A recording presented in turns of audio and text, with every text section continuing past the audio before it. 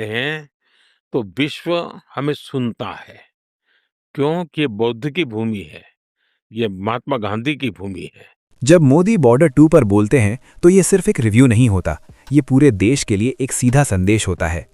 नरेंद्र मोदी ने कहा कि बॉर्डर 2 सिर्फ एक युद्ध फिल्म नहीं है, बल्कि ये दिखाती है कि आज के दौर में देश की सुरक्षा का मतलब क्या होता है। ये फिल्म बताती है कि जवान सिर्फ बॉर्डर पर खड़ा एक सिपाही नहीं होता, बल्कि वो रणनीति, अनुशासन और बलिदान का जीवंत प्रतीक होता है।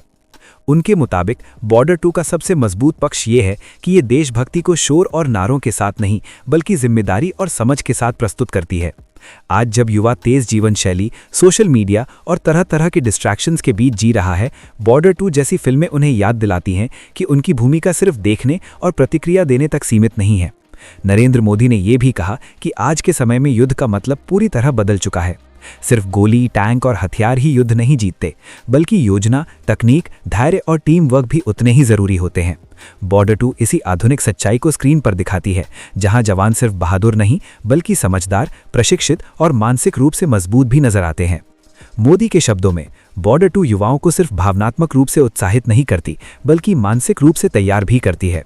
ये फिल्म समझाती है कि देशभक्ति का मतलब सिर्फ वर्दी पहनना नहीं होता, बल्कि अपने काम, अपनी जिम्मेदारी और अपने समाज के प्रति ईमानदार रहना भी देशभक्ति ही है। उन्होंने कहा कि जब दर्शक थिएटर से बाहर निकलेंगे तो वो सिर्फ एक्शन सीन या डायलॉग्स की बात नहीं करेंगे, बल्कि ये सोचेंगे कि हम अपनी रोजमर्रा की जिंदगी में देश के लिए क्या कर रहे हैं। बॉर्डर 2 का असर सिर्फ स्क्रीन तक सीमित नहीं रहता, बल्कि सोच और मानसिकता तक पहुंचता है। नरेंद्र मोदी के अनुसार बॉर्डर 2 उन लोगों के लिए भी एक मजबूत जवाब है जो कहते हैं कि देशभक्ति सिनेमा अब पुराना हो चुका है।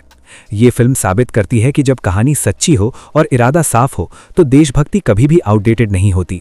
नरेंद्र मोदी ने यह भी कहा कि बॉर्डर 2 आने वाली पीढ़ी के लिए सिर्फ एक फिल्म नहीं, बल्कि एक याद दिलाने वाला संदेश है, जो ये बताता है कि जो आज़ादी और सुरक्षा हम आज महसूस कर रहे हैं, उसके पीछे जवानों की मेहनत, बलिदान और अनगिनत कुर्बानियां छुपी होती हैं। ये फिल्म सिर्फ अतीत की कहानियां याद नहीं दिलाती, बल्कि भविष्य की जिम्मेदारी का एहसास भी कराती है, ताकि युवा समझ सकें कि देश के लिए खड़े रहना सिर्फ युद्ध के मैदान तक सीमित नहीं होता।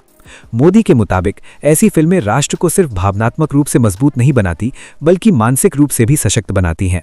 बॉर्डर 2 जैसी फिल्मों से युवाओं के भीतर आत्मविश्वास पैदा होता है, स्पष्टता आती है और ये समझ विकसित होती है कि देश के भविष्य में हर व्यक्ति की एक भूमिका होती है, चाहे वो किसी भी क्षेत्र में क्यों ना हो।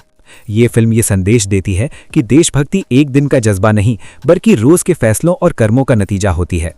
अब सवाल ये है, क्या बॉर्डर 2 दर्शकों की उम्मीदों पर खरी उतरेगी? क्या ये फिल्म आज की युवाओं को सिर्फ देखने वाला नहीं, बल्कि सोचने वाला बना पाएगी? अपनी राय कमेंट में जरूर लिखिए।